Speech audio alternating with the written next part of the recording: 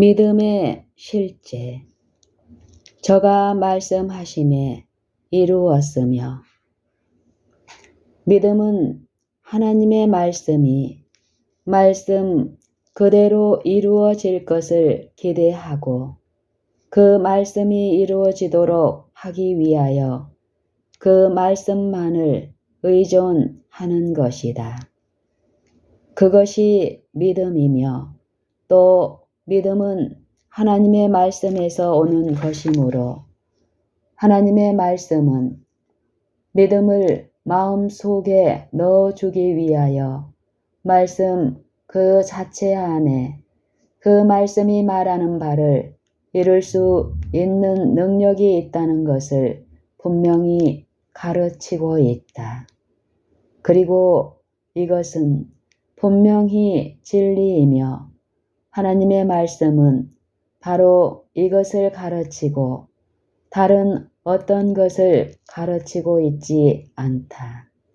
그러므로 이것은 참으로 미쁘신 말씀, 곧 믿음으로 충만한 말씀인 것이다.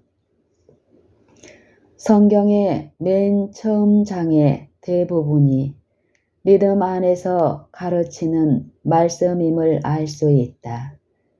여기에서는 믿음을 분명하게 깨우쳐 넣어주는 6구절의 분명한 말씀이 있으며 여기에 첫 절을 이 6구절들과 근본적으로 연결시키는 말씀으로 보면 7구절의 말씀이 있다.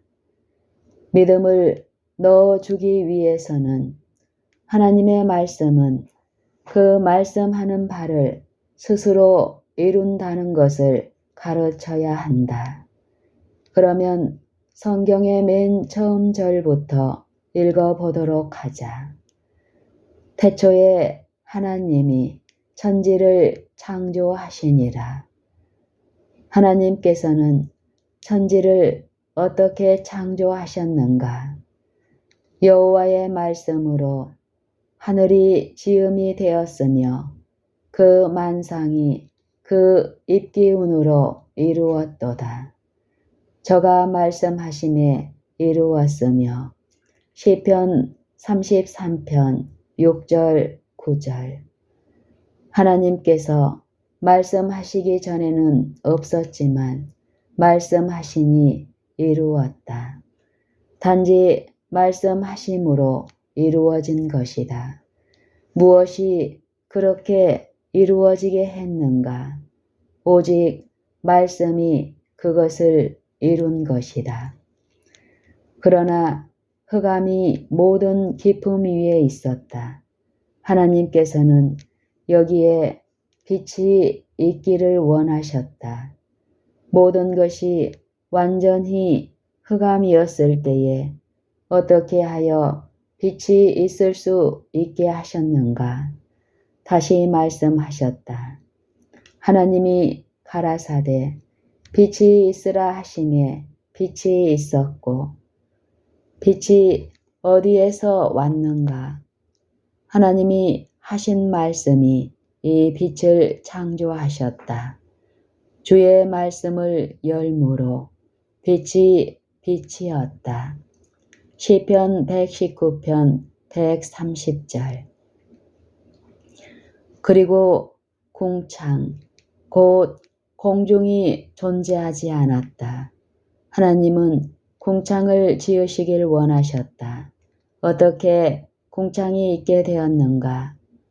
하나님이 가라사대 궁창이 있어 그대로 되니라. 그대로 되니라는 말의 다른 번역은 이렇게 되었느니라고 했다.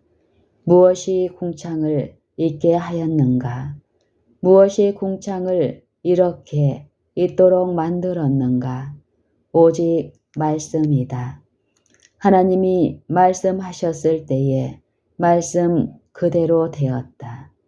하나님께서 말씀하신 그 자체가 이것이 존재할 수 있도록 하였다.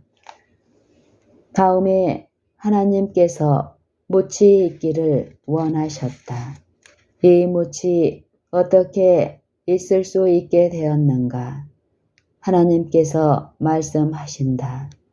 하나님이 가라사대 천하의 물이 한 곳으로 모이고 묻이 드러나라 하심에 그대로 되니라. 식물도 없었다. 이것들은 어떻게 생기게 되었을까? 다시 하나님께서 말씀하신다. 하나님이 가라사대 땅은 풀과 씨 맺는 채소와 각기 종류대로 씨 가진 열매 맺는 과목을 내라 하심에 그대로 되니라. 다시 하나님께서 말씀하신다. 하나님이 가라사대 하늘의 궁창에 광명이 있어 그대로 되니라. 다시 하나님께서 말씀하신다. 하나님이 가라사대 물들은 생물로 번성케 하라. 그대로 되니라. 이와 같이 여호와의 말씀으로 만물이 창조되었다. 그는 말씀만 하였으며 그대로 되었다. 하나님이 하신 말씀 자체가 만물을 창조하였다.